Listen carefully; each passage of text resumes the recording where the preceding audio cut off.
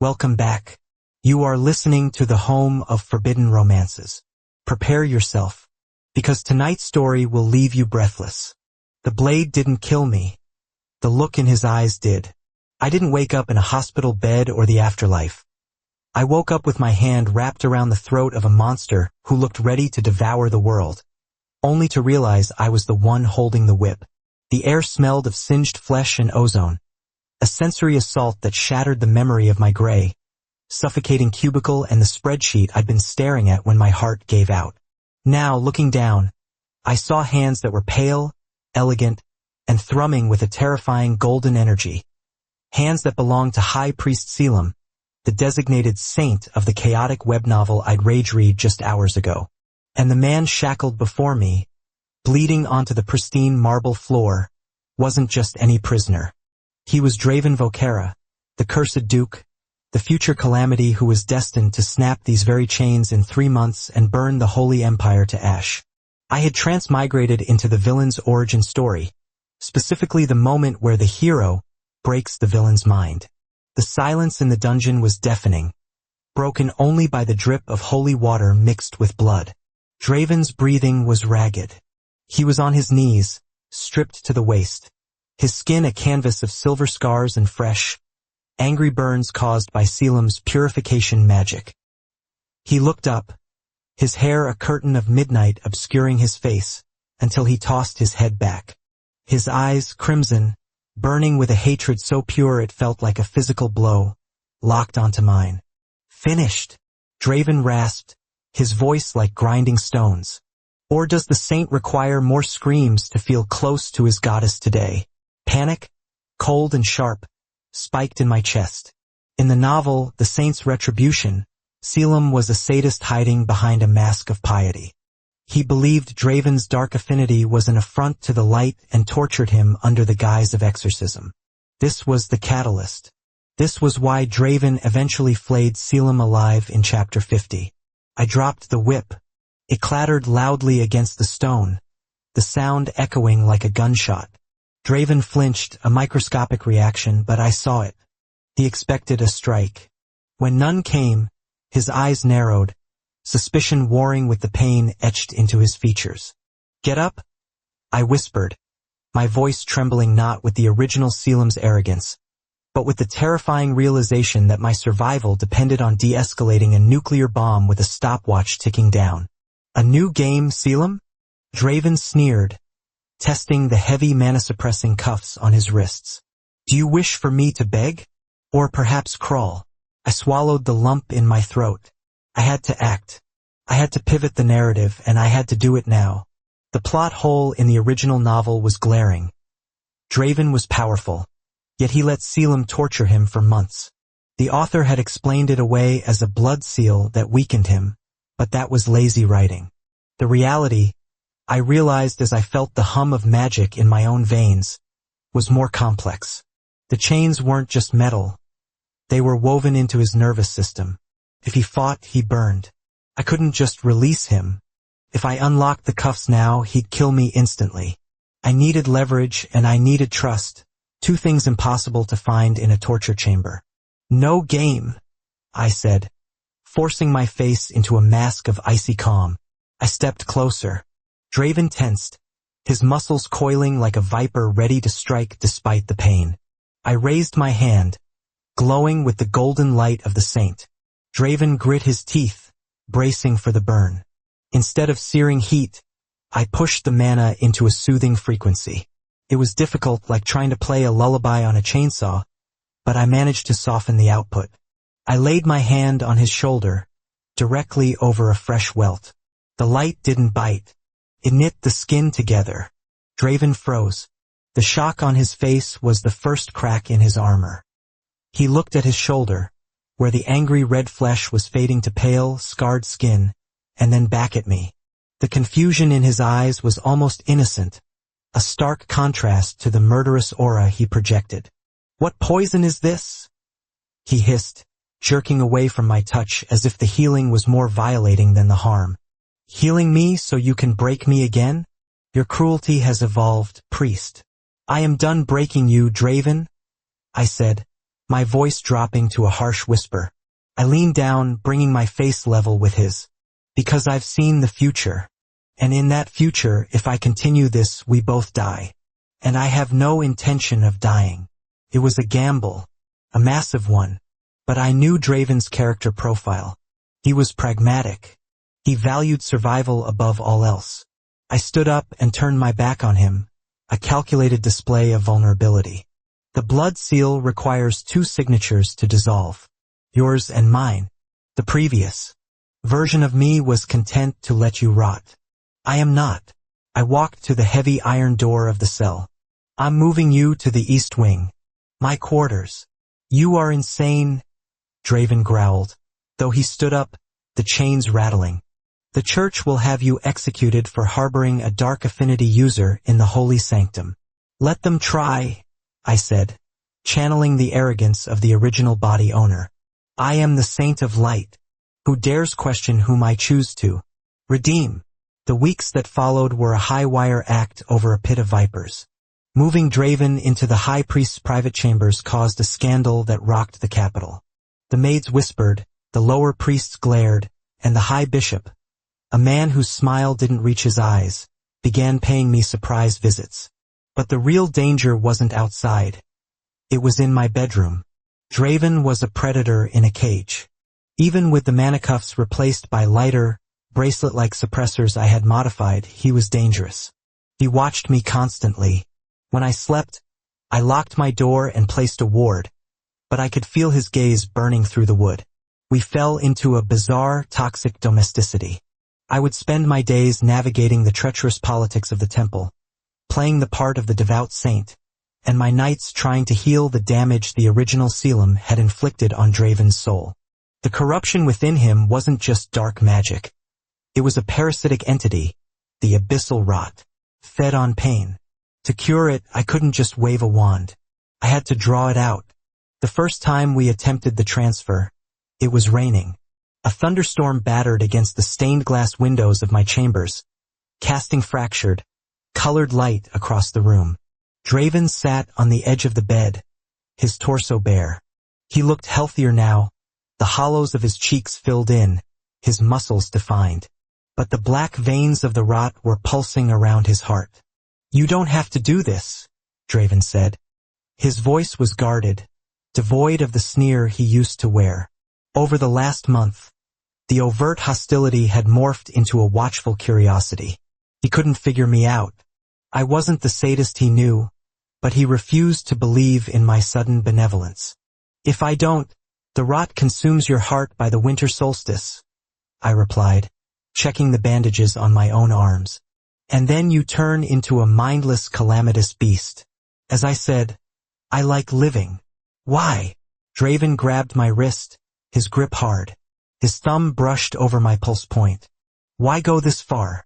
You claim it's for survival, but you bleed for me, Selim. You take my pain into your own veins. That is not pragmatism. That is martyrdom. Or madness. I looked at him. Really looked at him. Beneath the layers of trauma and darkness, there was a man who had been denied warmth his entire life. The original novel made him a monster because the world treated him like one. Maybe I just hate seeing wasted potential, I lied softly. Or maybe I'm trying to atone. Atone? Draven laughed, a dry, humorless sound. You think a few scars can erase years of torture? No, I said, stepping between his knees. The proximity was electric. I could smell the scent of rain and musk on him. But I can stop the future from being a repetition of the past. I placed my hands on his chest. Ready? Draven didn't answer. He just stared at me, his crimson eyes searching mine for any sign of deception. Finding none, he gave a curt nod. I closed my eyes and pulled. The sensation was agonizing. It felt like dipping my hands into liquid nitrogen and boiling water simultaneously. The magic connected us, a bridge of light and shadow. I gasped, my knees buckling as the black energy surged from his heart into my palms, traveling up my arms. Selim. Draven's voice was sharp. I gritted my teeth. Hold it. Don't let go. The room spun. The corruption tried to claw at my own heart, but the light affinity of this body fought back, incinerating the darkness as it entered. It was a war of attrition fought inside my bloodstream. I swayed, darkness encroaching on my vision. I felt arms catch me, strong, solid arms. When my vision cleared, I was slumped against Draven's chest. He was holding me up, his expression twisted in something that looked terrifyingly like concern. "You fool," he murmured, his hand hovering over my hair before pulling back as if burned. "You took too much." "I'm fine," I wheezed, pushing myself up, though my hands were trembling uncontrollably. "Just dizzy." Draven stared at his own chest. The black veins had receded significantly. He looked back at me, his guard completely dropped for the first time. The silence stretched, heavy and laden with unspoken questions. "You are not him," Draven said quietly. It wasn't a question. The Selim I knew would sooner cut off his own hand than taint it with my darkness. "Who are you?" My heart stopped. I looked away. "I am the man who holds your leash, Draven. Don't forget that." It was a weak deflection, and we both knew it. Draven reached out, his fingers tracing the jawline of my face. The touch was hesitant, almost reverent. "The leash is gone, Saint. I could snap your neck right now. You are drained. Weak." I met his gaze. "Then do it." His eyes darkened. His hands slid from my jaw to the back of my neck, pulling me closer. For a second, I thought he was going to kill me. Instead, he rested his forehead against mine. "I cannot," he whispered, the admission sounding like a defeat. "And that terrifies me more than the torture ever did." The peace was fragile, and predictably, it shattered. The High Bishop made his move 3 days before the winter solstice. I had been summoned to the Grand Cathedral for a routine inspection. It was a trap. I knew it the moment I walked in and saw the paladins circling the perimeter, their hands resting on hiltless swords. Bishop Vane stood at the altar, a scroll in his hand. "High Priest Selim," Vane boomed, his voice echoing off the vaulted ceilings. "You stand accused of heresy, of consorting with the shadow, of harboring the beast of the north." "I am purifying him," I argued, my voice steady despite the dozen swords pointing at me. "It is the goddess's will. The goddess demands eradication, not coddling." Vane spat. "Bring out the abomination." My blood ran cold. From the shadows of the nave, 2 paladins dragged Draven out. He was bound in chains again, heavy, glowing mithril chains that smoked where they touched his skin. He had been beaten. His face was bruised, his lips split. "Draven!" I shouted, stepping forward, but a spear blocked my path. Draven looked up. He didn't look at the bishop. He looked straight at me. There was no fear in his eyes, only a resigned acceptance. He had expected this. He expected me to be part of it. "Tell us, Saint," Vane sneered. "Did you purify him? Or did you lay with him? The rumors are quite vivid." "Let him go," I commanded, summoning the light. "He is under my protection." "Your protection is revoked," Vane declared. "Kill the beast, and strip the priest of his rank." The paladins raised their swords. Time seemed to slow. I saw the blade descending toward Draven's neck. The plot of the original novel rushed back to me. This was the death scene. Not Draven's, but the moment Draven's humanity died. If he survived this, he would become the Shadow Emperor and burn the world. I have to stop it. I didn't think. I didn't cast a spell. I just moved. I threw myself across the space, interposing my body between the blade and Draven. SHKTH. The sound was wet and sickening. Pain exploded in my back, a line of fire that severed my breath. I collapsed, falling onto Draven. The silence in the cathedral was absolute. "Selim." Draven's voice was a broken sound. I looked up at him, vision blurring. Blood coated my lips. "Told you," I gasped. "I hate wasted potential." Draven stared at the sword sticking out of my shoulder. His eyes widened, the pupils dilating until the crimson swallowed the white. The air temperature dropped 20 degrees. The candles in the cathedral snuffed out. "You hurt him," Draven whispered. The ground shook. "You hurt him." The mithril chains didn't just break. They disintegrated. Shadows erupted from Draven's body, not as a mist, but as solid, jagged spikes. The paladin who had struck me was impaled instantly, thrown across the room like a rag doll. "Draven, no," I choked out, grabbing his shirt. "Don't. Lose yourself." He looked down at me. The monster was there, surfacing. The abyssal rot was surging. But as he saw my blood on his hands, the madness halted. He scooped me up into his arms, ignoring the chaos erupting around us. The screaming priests, the rushing guards.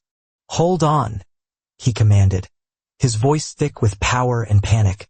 "Do not dare close your eyes, Selim. You do not get to die for me. I forbid it." He turned to the bishop, who was cowering behind the altar. "If he dies," Draven spoke, his voice resonating with the weight of 1,000 graves, "I will not just burn this city. I will tear the soul out of every living thing in this kingdom and feed it to the void." He didn't attack. He prioritized. With a wave of his hand, the stained glass window shattered outward. He leaped, carrying me into the night, wrapped in a cocoon of shadows that felt surprisingly warm. I woke up to the smell of wood smoke and dried herbs. I was lying on furs. Soft, expensive furs. Above me was the wooden ceiling of a cabin, not the stone of a dungeon or the marble of a temple. I tried to sit up and hissed. My shoulder was bandaged heavily. "Lie down."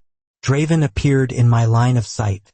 He was wearing a simple black tunic, sleeves rolled up. He looked different. The chaotic, murderous aura was gone, replaced by a steel-hard resolve. He held a bowl of broth. "Where?" I croaked. "The northern border," he said, sitting on the edge of the bed. "My territory. The church cannot reach us here. The blizzard hides us." He spooned some broth and held it to my lips. I ate, my eyes never leaving his face. "You saved me," I said. "You took a sword for me," he countered, his eyes intense. "Why? You had the perfect chance to be free of me, to let the villain die." "I told you," I whispered, leaning back against the pillows. "We're rewriting the story." Draven set the bowl down. He leaned forward, bracing his hands on either side of my head, trapping me. "You are a fool," he said, but his voice was devoid of venom. "And a liar, and the most infuriating creature I have ever met." "Is that a compliment?" "It is a warning," Draven said, his gaze dropping to my lips. "You have bound yourself to a monster, Selim. There is no going back to your temple. You are a fallen saint now. You belong to the dark." I reached up, my hand trembling slightly, and touched the scar on his cheek. "The light is boring anyway." Draven's breath hitched. He closed his eyes, leaning into my touch. It was a surrender. The great villain, the Shadow Emperor, was bowing his head to the cubicle rat who had stolen a hero's face. "Then rule the dark with me," he whispered against my palm. He kissed me. It wasn't gentle. It was possessive, desperate, and tasted of iron and snow.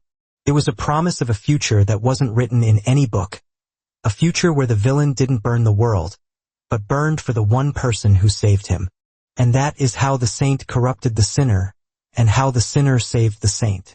If you enjoyed seeing Draven finally bow to his obsession, destroy that like button. And tell me in the comments. Would you sacrifice your status and safety to save a monster everyone else wants dead? I'll be reading your answers. Subscribe for the next chapter. Until then.